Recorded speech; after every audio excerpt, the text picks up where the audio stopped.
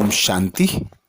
आज दिनांक 25 अप्रैल 2022 बाबा ने महावाक्य में हम बच्चों को जो वरदान दिया, वरदान का मनन कर उसका स्वरूप बनेंगे। आज बाबा वरदान में बोले, माया व प्रकृति के भिन्न भिन्न कार्टून शो को साक्षी बन देखने वाले संतोषी आत्मा भाव। आज बाबा हम बच्चों को संतोषी आत्मा भाव का वरदान दे रहे हैं। वरदान में बाबा कह रहे हैं, माया व प्रकृति के भिन्न भिन्न कार्टून शो को साक्षी बन देखने वाले संतोषी आत्मा भाव। डिटेल में बाबा बोले, संगम युग पर बाप दादा की विशेष देन संतुष्टता है। संतोषी आत्मा के आगे कैसी भी हिलाने वाली परिस्थिति ऐसे अनुभव होगी जैसे पपेट शो, अर्थात कठपुतली का खेल। आजकल कार्टून शो का फैशन है, तो कभी कोई भी परिस्थिति आए उसे ऐसा ही समझो कि बेहद के स्क्रीन पर कार्टून शो व पपेट शो चल रहा है। अर्थात बाबा हम बच्चों को आज संतुष्टता अर्थात संतोषी आत्मा बनने के लिए एक सहज युक्ति बताते। बाबा कहते, तुम बच्चों को संगम युग पर जो बाप से यह मर्जीवा जन्म प्राप्त होता है, इस जन्म में तुम ब्राह्मण बनते हो और ब्राह्मणों का गायन है, अप्राप्त नहीं कोई वस्तु ब्राह्मणों के खजाने में। अर्थात जो ब्राह्मण होते हैं वे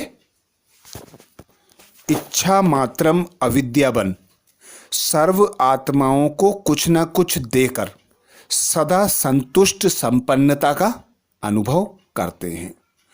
तो तुम आत्माएं इस संगम युग पर स्वयं भगवान के बच्चे बनते हो। भगवान तुम्हें सर्व प्राप्तियां कराता है, सर्व संबंधों से तुम्हारे साथ अनुभव होता है।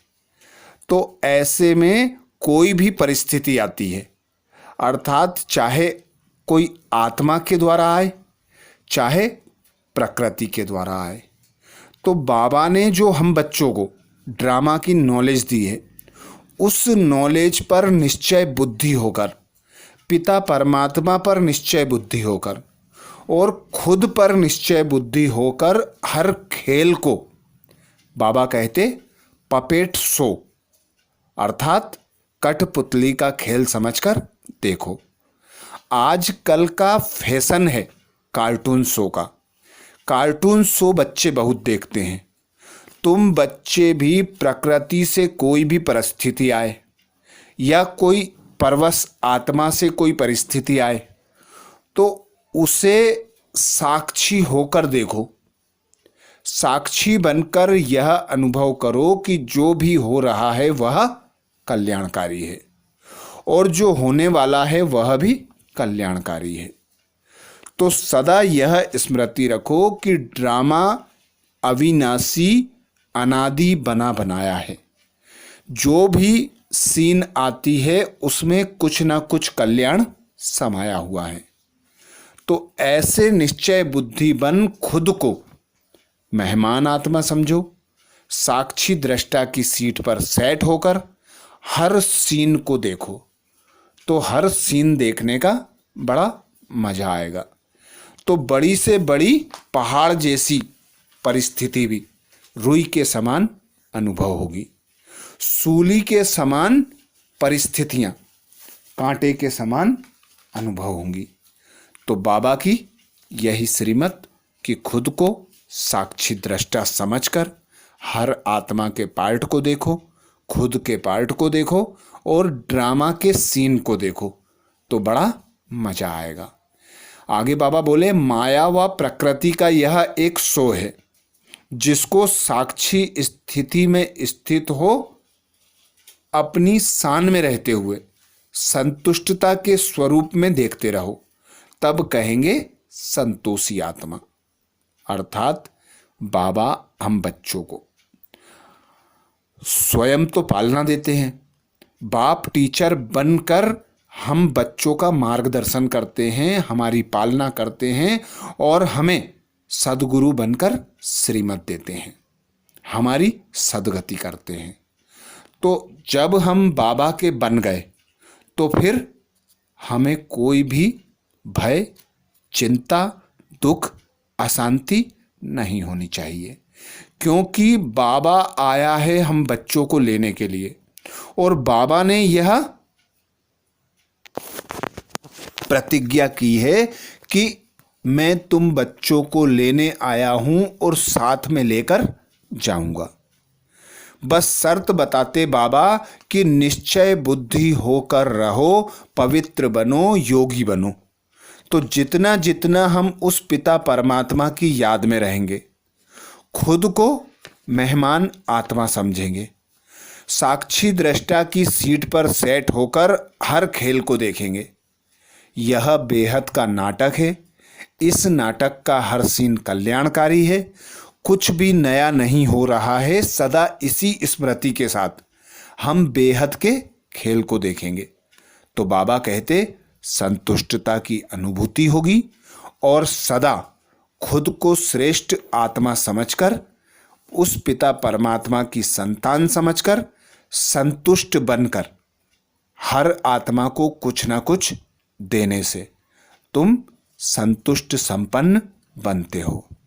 तो सदा इच्छा मात्रम अविद्या रहकर, सदा मैंपन के भान से मुक्त रहकर, उस पिता परमात्मा करावनहार की स्मृति में रहकर हर कर्म करना है।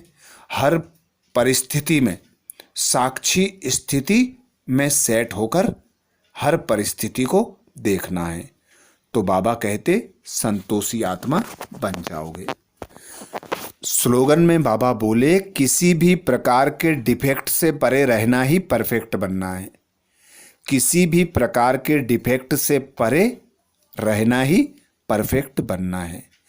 बाबा आते हैं, हम बच्चों से निस्वार्थ स्नेह करते हैं। हर बच्चे को समान पढ़ाई पढ़ाते हैं। हर बच्चे को मीठा बच्चा कहकर पुकारते हैं और सदा यही बाबा की आस रहती है कि मेरा हर बच्चा नंबर 1 बने। तो बाबा की श्रीमत के अनुसार हम बच्चे जब कर्म करते हैं तो हमारे जो डिफेक्ट हैं धीरे धीरे दूर होते हैं, हम परफेक्ट बनते जाते हैं। तो बाबा की श्रीमत है कि स्व चेकिंग करो और जो कमी कमजोरियां हैं उसे बाहर करो, अर्थात बाबा की याद में रहकर योग अग्नि द्वारा अपने विकर्मों का विनाश करो, अपनी कमी कमजोरियों को दूर करो और परफेक्ट बनो। परफेक्ट बनकर ही तुम मेरे साथ घर चल सकोगे। तो यही बाबा की श्रीमत, डिफेक्ट से परे रहना और परफेक्ट बनना। आज बाबा ने महावाक्य में हम बच्चों को जो सार सुनाया उसका मनन करेंगे। बाबा बोले मीठे बच्चे, पुरानी देह और देह के संबंधी जो एक दो को दुख देने वाले हैं उन सब को भूल एक बाप को याद करो, श्रीमत पर चलो। पुरानी देह और देह के संबंधी जो एक दो को दुख देने वाले हैं उन सब को भूल एक बाप को याद करो, श्रीमत पर चलो।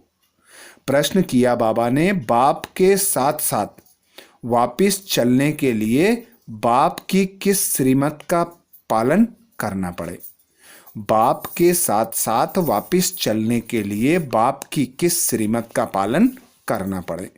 उत्तर में बाबा बोले, बाप की श्रीमत है बच्चे पवित्र बनो, ज्ञान की पूरी धारणा कर अपनी कर्मातीत अवस्था बनाओ, तब साथ साथ वापिस चल सकेंगे। कर्मातीत नहीं बने तो बीच में रुक कर सजाएं खानी पड़ेगी। कयामत के समय कई आत्माएं शरीर छोड़ भटकती हैं, साथ में जाने के बजाय यहाँ ही पहले सजा भोग चुकतू अर्थात सजा भोग हिसाब चुकतू करती हैं। इसलिए बाप की श्रीमत है बच्चे सिर पर जो पापों का बोझा है, पुराने हिसाब किताब हैं, सब योग बल से भस्म करो। गीत सुनाया बाबा ने, ओ दूर के मुसाफिर हमको भी साथ ले चल। आज धारणा में मुख्य सार में बाबा बोले, पहला पॉइंट, जीवन मुक्त पद पाने का पुरुषार्थ करना है। जैसे माँ बाप महाराजा महारानी बनते हैं, ऐसे फॉलो कर तख्त नसीन बनना है। सेंसिबल बन पढ़ाई अच्छी रीति पढ़नी है। जीवन मुक्त पद प्राप्त करने के लिए पुरुषार्थ करना है। जैसे माँ बाप महाराजा महारानी बनते हैं, ऐसे फॉलो कर तख्त नसीन बनना है। सेंसिबल बन पढ़ाई अच्छी रीति पढ़नी है। दूसरा पॉइंट बाबा बोले, बाप से सच्ची प्रीत रखनी है। रहमदिल बन अंधों को रास्ता दिखाना है। बाप से सम्मुख श्रीमत ले पाप आत्मा बनने से बचना और बचाना है। आज महावाक्य में मातेश्वरी जी ने हम बच्चों को अटेंशन खिंचवाया। परमात्मा का सच्चा बच्चा बनते कोई संशय में नहीं आना चाहिए। परमात्मा का सच्चा बच्चा बनते कोई संशय में नहीं आना चाहिए। भगवानुवाच बच्चों प्रति, बच्चे, जब परमात्मा खुद इस सृष्टि पर उतरा हुआ है तो उस परमात्मा को हमें पक्का हाथ देना है। लेकिन पक्का सच्चा बच्चा ही बाबा को हाथ दे सकता है। इस बाप का हाथ कभी नहीं छोड़ना। अगर छोड़ेंगे तो फिर निधन के बन कहाँ जाएंगे। जब परमात्मा का हाथ पकड़ लिया तो फिर सूक्ष्म में यह संकल्प नहीं चाहिए कि छोड़ दूं, वह संशय नहीं होना चाहिए। पता नहीं हम पार करेंगे व नहीं। ऐसे कोई भी बच्चे होते हैं जो पिता को ना पहचानने के कारण पिता के भी सामने पड़ते हैं और ऐसे भी कह देते हैं हमको कोई की परवाह नहीं। अगर ऐसा ख्याल आया तो ऐसे नालायक बच्चे की संभाल पिता कैसे करेगा। फिर तो मानो कि गिरा की गिरा, क्योंकि माया तो गिराने की बहुत कोशिश करती है। क्योंकि परीक्षा तो अवश्य लेगी ही कि कितने योद्धा रुस्तम पहलवान हैं। अब यह भी जरूरी है, जितना जितना हम प्रभु के साथ रुस्तम बनते जाएंगे उतना माया भी रुस्तम बन हमको गिराने की कोशिश करेगी। जोड़ी पूरी बनेगी। जितना प्रभु बलवान है तो माया भी उतनी ही बलवानी दिखाएगी। परंतु अपने को तो पक्का निश्चय है, आखरीन भी परमात्मा वहान बलवान है। आखरीन उसकी ही जीत होनी है। श्वासों श्वास इस विश्वास में स्थित होना है। माया को अपनी बलवानी दिखानी है। वह प्रभु के आगे अपनी कमजोरी नहीं दिखाएगी। बस एक बारी भी कमजोर बना तो खलास हुआ। इसलिए भल माया अपना फोर्स दिखलाए, परंतु अपने को मायापति का हाथ नहीं छोड़ना है। वो हाथ पूरा पकड़ा तो मानो उनकी विजय है। जब परमात्मा हमारा मालिक है तो उनका हाथ छोड़ने का संकल्प भी नहीं आना चाहिए। अगर हाथ छोड़ा तो बड़ा मूर्ख ठहरा। इसलिए परमात्मा कहता है, बच्चे, जब मैं खुद समर्थ हूँ तो मेरे साथ होते तुम्हें भी समर्थ अवश्य बनना है। तुम भी समर्थ अवश्य बनेंगे। समझा बच्चे? अच्छा, ओम शांति।